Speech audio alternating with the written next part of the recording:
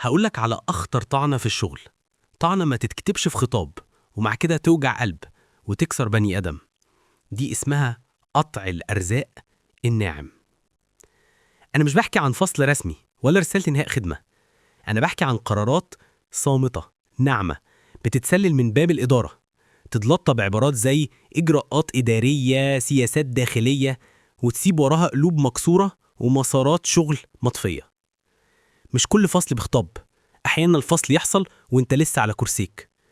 أحيانا الأبواب ما تتقفلش في وشك بس النور يطفي حواليك.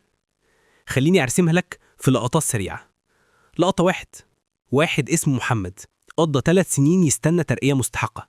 كل مرة يسمع استنى الدور الجاي مجيش وحلمه اتقطع بنعومة. لقطة 2 بونص موعود بيه من شهرين يتأجل بلا سبب. إدارة الميزانية يقولوا له البونص ده ما كانش فلوسه بس، ده لحظة فرحة واعتراف بالمجهود. اللحظة اتسرقت.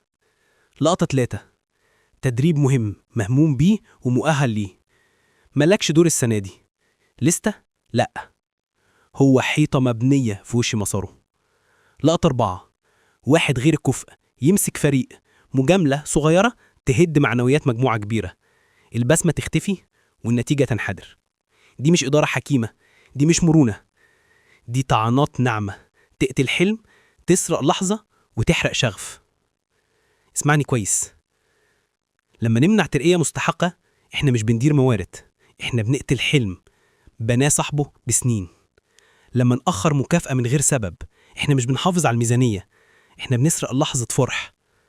ولما نهمش مؤهل من فرصة أو تدريب احنا مش بنأجل قرار، احنا بنبني جدار سميك في وش مساره.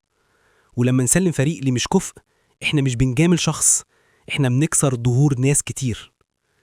القرارات الناعمة دي مش بس غلط إداري، دي ظلم صامت. والظلم اللي علاني سهل نقاومه، أما الظلم الساكت يخرب قلوب ويقتل ولاء ويطفي الشغف. تفكير سيب الدنيا تمشي يكلف الشركة غالي، إنتاجية تقل عشان الناس تشتغل بنص قلب، اجتماعات أطول لأن الدافع اتشال، أخطاء أكتر لأن اللي طاقته منهارة مش هيقدر يدقق، استقالات أكتر لأن الشاطر مش هيستنى لما يطفي كله، سمعة أوحش لأن القصص بتمشي بسرعة النار في الهشيم. وعلى فكرة الكلمة اللي ما قلتهاش لمحمد إنه يستاهل ترقية هي نفسها الكلمة اللي هتدفع الشركة فاتورة تسريب موهبة.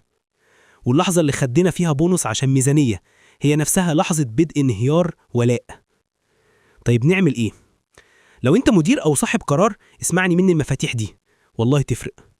1 لائحة عادلة وواضحة ومكتوبة للترقيات والبونص، معيار ثابت، جدول زمني وكل حد يعرف هو فين. 2 قاعدة الضوء الشمسي، أي قرار يمس مسار حد يتوثق ويتشرح ويتفسر. 3 فرص متساوية في التدريب والمهام المهمة، ما تسيبهاش تبقى من حق الناس المقربين. 4 قناة اعتراض آمنة وحقيقية، اللي يعترض ما تعاقبوش، اسمعه. 5 قياس معنويات بشفافية، استبيانات جد وخطط إصلاح مش صور. ولو أنت موظف دورك كمان، وثق شغلك ورقمه، اسأل عن المعيار قبل ما تطلب الحق، اطلب تقييم واضح ومستندات ومدخلات تتحسب لك. ولما تحس ظلم اتكلم باحترام بس ما تسكتش. كلمة لكل صاحب قرار، انت شعلة النور جوه الشركة. لما تسيبها تطفي بقرارات ناعمة ابقى مستني انتاجية تنهار وسمعة تتشوه. العدل مش كرم، العدل أساس الشغل. وكلمة لكل فريق، احنا مش أعداء ولا فرق كورة، احنا شركاء في طول الطريق. لما نشوف قرار صامت بيقطع فرصة حد نقول لأ للقرار مش لصاحبه.